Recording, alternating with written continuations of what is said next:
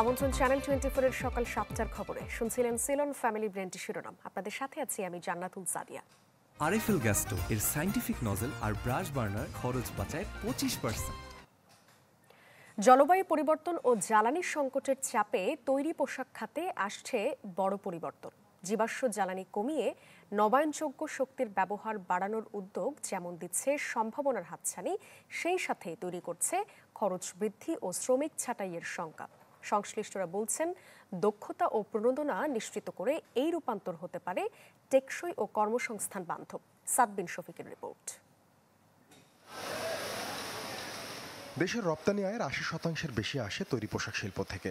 এ শিল্পে ৩,০০০-এর বেশি কারখানায় কর্মী সংখ্যা প্রায় ৫০ লাখ।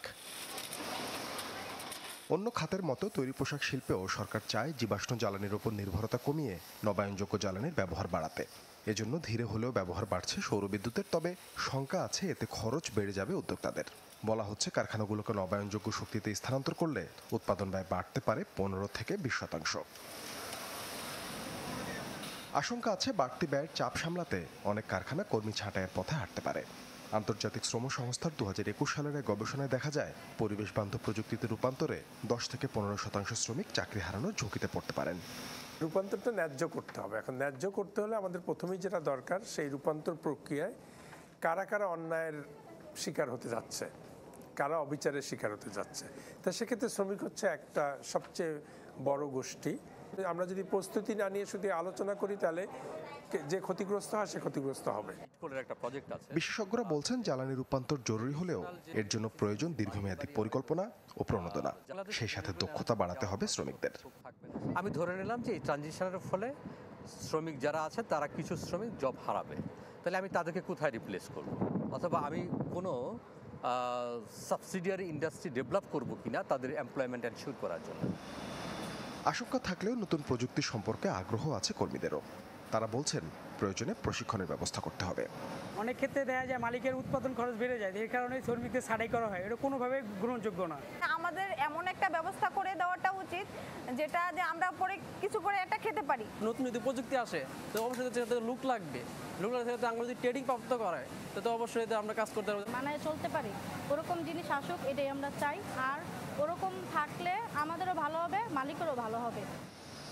তবে মালিক পক্ষের দাবি, শক্তির রূপান্তর হলে কাজ হারাবেন না শ্রমিকরা, বরং সৃষ্টি হতে পারে নতুন কাজের ক্ষেত্র। এর মাধ্যমে কিন্তু আসলে নতুন নতুন আরও অনেকগুলো সেক্টর উন্নত হয়, আমাদের প্রোডাক্টিভিটি বাড়ে। ফলে অন্যান্য খানে ওই প্রোডাক্টিভিটি বাড়ার কারণে তার যে সাপোর্টিং যে মেশিনারিজগুলো আছে সেখানে আসলে আরও বেশি লোক লাগে।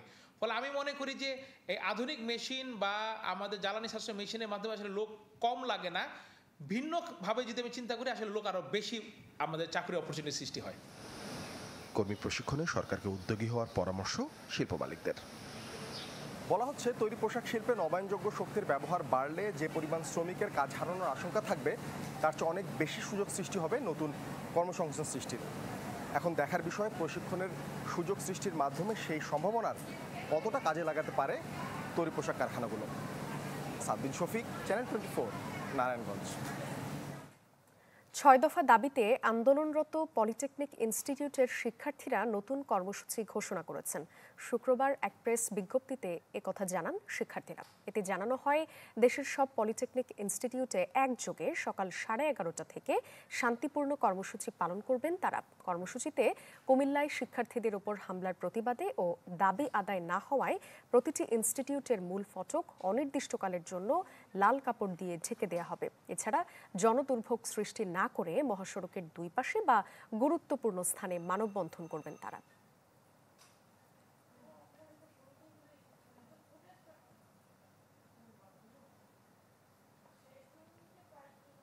বর্তমান সংবিধান মহান মুক্তিযুদ্ধের অর্জন, তাই সংবিধান সংশোধন হতে পারে, তবে পরিবর্তনের কোনো সুযোগ নেই। চ্যানেল 24-কে এসব বলেছেন বিএনপির স্থায়ী কমিটির সদস্য ইকবাল হাসান মাহমুদ টুকু। দাবি করেন, প্রয়োজনীয় সংস্কার শেষে ডিসেম্বরেই সম্ভব জাতীয় নির্বাচন আয়োজন। শাহনেওয়াজ বাবলুর রিপোর্ট। সংস্কার প্রশ্নে গুরুত্বপূর্ণ সুপারিশগুলো নিয়ে রাজনৈতিক দলগুলোর সাথে আলোচনা করছে জাতীয় ঐকমত্য কমিশন। এরই অংশ হিসাবে বৃহস্পতিবার দিনভর আলোচনা হয় বিএনপির সাথে। যে সব কিছুর মূলে জনগণ, জনগণের সম্মতিতে যেন সব হয়, এদিন মোট আলোচ্যসূচির 1/3 বিষয়ে আলোচনা হয় বৈঠকে, যেখানে বেশ কয়েকটিতে কমিশনের সাথে একমত হলেও সংবিধান ও রাষ্ট্র পরিচালনার মূলনীতি পরিবর্তনের প্রশ্নে আপত্তি জানায় বিএনপি। আমরা ইলেকশন করব।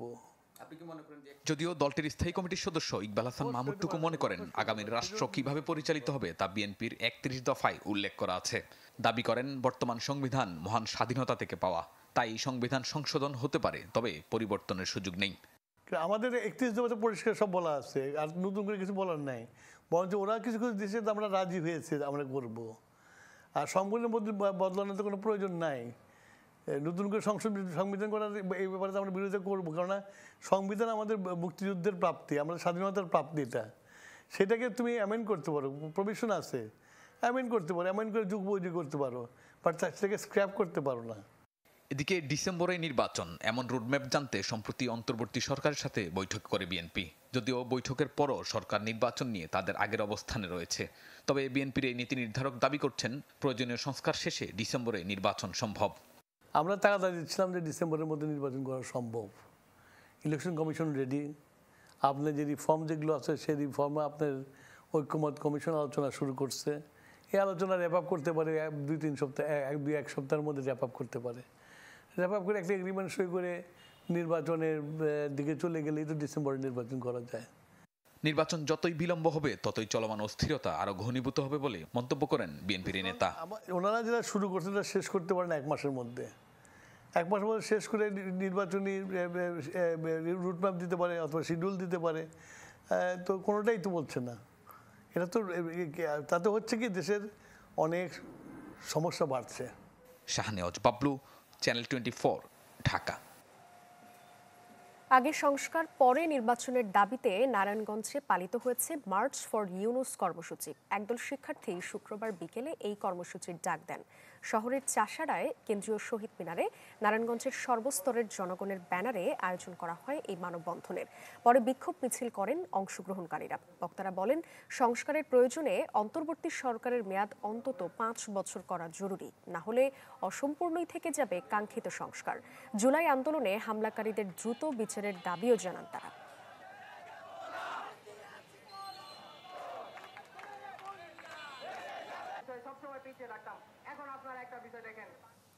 কুয়েটের 37 শিক্ষার্থীর বহিষ্কারাদেশ প্রত্যাহারের দাবিতে মশাল মিছিল করেছে গণতান্ত্রিক ছাত্র জোট। গতকাল সন্ধ্যায় ঢাকা বিশ্ববিদ্যালয় টিএসসি থেকে মিছিল বের করে সংগঠনটি ভিসি চত্বর ঘুরে শেষ হয় কেন্দ্রীয় লাইব্রেরির সামনে গিয়ে। এ সময় চট্টগ্রাম বিশ্ববিদ্যালয়ের ছাত্রদের বহিষ্কারাদেশ প্রত্যাহারেরও দাবি জানান ছাত্র জোটের নেতাকর্মীরা। দেশ জুড়ে তোলপা ওয়ালটন ফ্রিজ কিনে আপনিও হয়ে যেতে পারেন মিলেনিয়ার। চট্টগ্রামে 4 ঘন্টায়ও উদ্ধার করা যায়নি নালায় পড়ে নিখোঁজ 6 মাসের শিশুটিকে। গতকাল রাত থেকে ঘটনাস্থল ও এর আশপাশে অভিযান চালায় ফায়ার সার্ভিসের ডুবুরি দল। ফায়ার সার্ভিস জানায়, শুক্রবার রাত 8টার দিকে এক নারী তার সন্তানকে নিয়ে ব্যাটারি চালিত রিকশায় বাসায় ফিরছিলেন। এক পর্যায়ে রিকশা উল্টে দুজনেই পাশের নালায় পড়ে যান। স্থানীয়রা ওই নারীকে উদ্ধার করলেও শিশুটির খোঁজ মেলেনি। খবর পেয়ে ফায়ার সার্ভিস গিয়ে উদ্ধার তৎপরতা শুরু করে। ঘটনাস্থলে যান সিটি মেয়র শাহাদাত হোসেনও। তবে নালাটি আবর্জনায় ভর্তি থাকায় উদ্ধার কাজে বেগ পেতে হয় ফায়ার সার্ভিস সদস্যদের।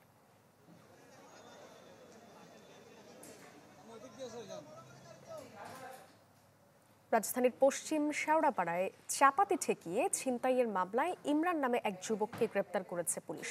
ছিনতাইয়ের শিকার তরুণী জানান, ঘটনার সময় কাছেই ছিলেন কয়েক নিরাপত্তারক্ষী, তবে সাহায্যে এগিয়ে আসেননি কেউ। কাজী ফয়সালের রিপোর্ট। রাজধানীর শেওড়াপাড়ায় রিকশা থামিয়ে ছিনতাইয়ের এই ছবি মঙ্গলবার ভোরের, যা ভাইরাল হয়েছে সামাজিক যোগাযোগ মাধ্যমে। রাতে খাগড়াছড়ি থেকে ঢাকা পৌঁছে বাসায় ফিরছিলেন 2 তরুণী। মোটরসাইকেলে তাদের পথ আটকায় 3 ছিনতাইকারী। ধারালো অস্ত্রের ভয় দেখিয়ে কেড়ে নেয় সব, পালিয়ে যায় কয়েক মিনিটের মধ্যেই। ছিনতাইয়ের শিকার বেসরকারি বিশ্ববিদ্যালয়ের শিক্ষার্থী অং মার্মা জানান, আশপাশে কয়েকজন নিরাপত্তা রক্ষী থাকলেও এগিয়ে আসেননি কেউ। এখন তো বাসা থেকে বের হইতেও আমার ডর লাগতেছে, মানে বাসা থেকেও বের হয় না, টোটালি বের হয় না। যখন ইমার্জেন্সি দরকার তখন আমি বের হই। অং মার্মার সঙ্গে থাকা অচিনা চাকমা বলেন, চাপাতি দেখিয়ে অলংকার সহ মূল্যবান জিনিসপত্র ছিনিয়ে নেয় দুর্বৃত্তরা। গলার সামনে এভাবে বলতেছে, এভাবে করে বের করো বলতেছে, যা কিছু আছে সব কিছু বের করো। তারপর আমি তো ভয়ে এভাবে আছি, তারপর কেড়ে নিছে আমার থেকে, সবগুলাই কেড়ে নিছে। ঘটনাস্থলের সামনেই এই ব্যবসায়ীর প্রযুক্তি পণ্যের প্রতিষ্ঠান। সিসি ক্যামেরার ফুটেজ দেখিয়ে তিনি দাবি করেন এই এলাকায় এমন ঘটনার নজির কম। আমরা টোটাল ইনসিকিউর। পুলিশ প্রশাসন কই, টহল কেন দিচ্ছে, কেন দিবে, কেন আসবে, কিসের জন্য আসবে, এগুলো যদি আমরা এখন বলি জনসম্মুখে, অনেক প্রশ্নের সম্মুখীন হতে হবে। মিরপুর মডেল থানার মামলায় এরই মধ্যে গাজীপুর থেকে ইমরান হোসেন শাকিল নামে এক যুবককে গ্রেপ্তার করেছে পুলিশ। বাকি দুজনকে আটক করতে চলছে অভিযান। তার সাথে যে আরও মোটরসাইকেল 2 জন লোক ছিল, তারা কে ছিল তাদের নামও আমরা পাই এবং তাদের বিষয়ে তাদেরকে যত দ্রুত গ্রেপ্তার করা যায় সেজন্য আমাদের অভিযান অব্যাহত আছে। এদিকে ভাটারায় গুলি ছোড়ার মামলায় আলিনুর পাবেল নামে এক যুবককে গ্রেপ্তার করেছে ডিবি। কাজী ফয়সাল, চ্যানেল 24, ঢাকা। দর্শক, যাত্রাবাড়িতে দক্ষিণ সিটি কর্পোরেশনের চলছে 600 পরিচ্ছন্নতা কর্মীর অভিযান। এই বিষয় নিয়ে আরও জানাতে সেখান থেকে আমাদের সঙ্গে সরাসরি যুক্ত হচ্ছেন সহকর্মী আহমেদ সোহাগ। সোহাগ, কি কর্মসূচি চলছে বিস্তারিত জানাবেন। আমার পেছনে যে বিশাল কর্মযজ্ঞটা দেখছেন, সেখানে কিন্তু এই যে ঢাকার যাত্রাবাড়ি থেকে শুরু করে সাইনবোর্ড, যাত্রাবাড়ি থেকে কাজলা স্টাফ রোড পর্যন্ত 600 পরিচ্ছন্নতা কর্মীর এক বিশাল কর্মযজ্ঞ এখানে হচ্ছে। অর্থাৎ 600 পরিচ্ছন্ন কর্মী কিন্তু একত্র হয়ে রাস্তার দুই পাশে যে আবর্জনাগুলো আছে, ধুলাবালি জমা হয়ে আছে এবং নগরবাসীর যে ময়লাগুলো রাস্তার দুই পাশে পড়ে আছে সেগুলো তারা পরিচ্ছন্ন করছে। এটা কিন্তু ঢাকার দক্ষিণ সিটি কর্পোরেশনের উদ্যোগে এরকম একটি চমৎকার কাজ হচ্ছে। আমরা দেখতে পাচ্ছি যে এখানে অনেক ক্যামেরা দেখতে পাচ্ছেন যে অনেক পরিচ্ছন্ন কর্মী কিন্তু সড়কের পাশে যে দীর্ঘদিন ধরে ধুলো জমা হয়ে একটা স্তর তৈরি হয়েছে, একটা আস্তরণ তৈরি হয়েছে, সেই আস্তরণটাকে তুলে তারা ভ্যানে করে এখান থেকে নিয়ে যাওয়ার চেষ্টা করছে। এরকম কিন্তু শুধু এই জায়গায় না, এই যে যাত্রাবাড়ি ফ্লাইওভারের টোল প্লাজার যে আছে, টোল প্লাজা থেকে শুরু করে তারা কিন্তু এই কাজটা একদম পুরোপুরি সাইনবোর্ড পর্যন্ত যে জায়গাগুলো আছে এই দীর্ঘ সড়কের দুই পার্শ্বে, অর্থাৎ এর উত্তর পার্শ্বে এবং দক্ষিণ পার্শ্বে উভয় পার্শ্বেই কিন্তু তারা তাদের এই কর্মযজ্ঞটা পরিচালনা করছেন। সেখানে ঢাকা জেলা দক্ষিণ সিটি কর্পোরেশনের যে প্রশাসক যে আছেন, তিনি কিছুক্ষণ পরে অর্থাৎ 7:30 একটি ব্রিফিং করবেন তাদের এই কাজ, এই কর্মসূচি নিয়ে।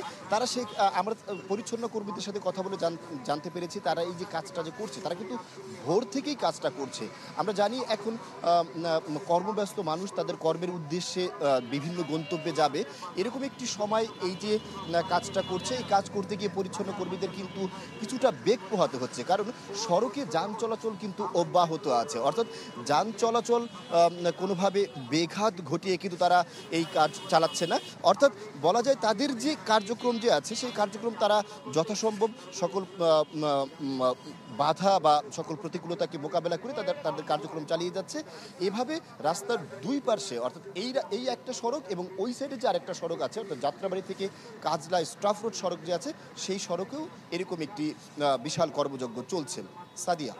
সোহাগ, আপনাকে ধন্যবাদ।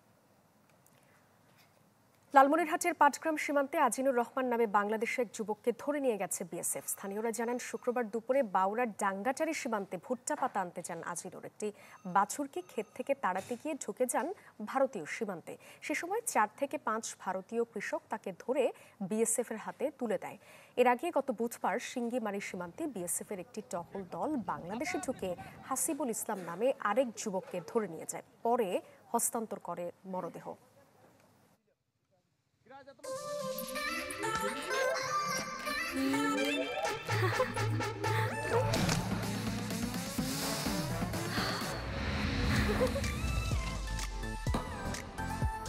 গরম গরম নুডলস, তার সাথে সসের বস, প্রাণ সসের মাখামাখি টেস্ট নুডলসকে করে তোলে আরো ইয়ামি, আরো জোস। তাজা পাকা টমেটো আর সিক্রেট রেসিপি কম্বিনেশনে প্রাণ সস যে কোনো খাবারকে করে তোলে আরো ইয়ামি, আরো জোস। প্রাণ সস, সসের বস। সিরাজগঞ্জে অসময়ে দেখা দিয়েছে নদী ভাঙন। ভাটপিয়ারি গ্রামে বিলীন হচ্ছে ফসলের জমি। দুশ্চিন্তায় নদী পাড়ের মানুষ। পানি উন্নয়ন বোর্ডের দাবি, ভাঙন রোধে জরুরি ব্যবস্থা নেওয়া হয়েছে। বর্ষা এলেই যমুনার ভাঙনে নিঃস্ব হওয়ার গল্প নতুন কিছু নয়, কিন্তু বর্ষার আগেই নদীর এমন আগ্রাসী রূপ দুশ্চিন্তায় ফেলেছে নদীর তীরবর্তী মানুষকে। এরই মধ্যে নদীতে একটু একটু করে বাড়তে শুরু করেছে পানি, সেই সাথে ভাঙন শুরু হয়েছে সিরাজগঞ্জের সদর উপজেলার ভাটপিয়ারি গ্রামে। নদীর পূর্ব দিকে চর জেগে ওঠায় নদীর ক্যানেল সৃষ্টি হয়ে ভাঙছে পশ্চিম পাড়। গত এক সপ্তাহে নদীর 2 কিলোমিটার জুড়ে ভাঙন অব্যাহত থাকায় বিলীন হয়েছে অসংখ্য বাড়িঘর ও ফসলি জমি। হুমকিতে বন্যা নিয়ন্ত্রণ বাঁধ, আশপাশের কয়েকটি গ্রাম, মসজিদ, মাদ্রাসা সহ শিক্ষা প্রতিষ্ঠান। পানি বাড়ার উপর যখন থাকবে তখন এই এলাকায় যে অবস্থা, এটা বাড়ি ঘরের উপর আঘাত করবে। ভাঙ্গা তো আর বন্ধ হইতেছে না, এবার এখানে কোনো কাম কাজ হইতেছে না। এভাবে ভাঙলে তো আমরা তো এখানে থাকতে পারবো না। বাঁধ এটাও সংস্কার সহ আমরা একটা স্থায়ী বাঁধ নির্মাণের দাবি জানাইতেছি। ভাঙন রোধে জরুরি পদক্ষেপের পাশাপাশি আগামী বর্ষা মৌসুমের আগে স্থায়ী ব্যবস্থা গ্রহণের আশ্বাস পানি উন্নয়ন বোর্ডের। লাঞ্চিং এখন শক্তিশালী করার জন্য আমরা একটা চাহিদা বোর্ডে প্রেরণ করছি। আমরা ওই চাহিদা মোতাবেক যদি চাহিদাটা আমরা পাই তাহলে এই বর্ষার আগেই আমরা ওই কাজটা করলে ওই জায়গাটা ভাঙনের কবল হতে রক্ষা পাবে। বছরের পর বছর ভাঙনের হাত থেকে রক্ষা পেতে নদীতে একটি ক্রসবার বাঁধ নির্মাণের দাবি স্থানীয়দের। Desk report, channel 24। সময় হলো আরেকটি বিরতির, সাথেই থাকুন।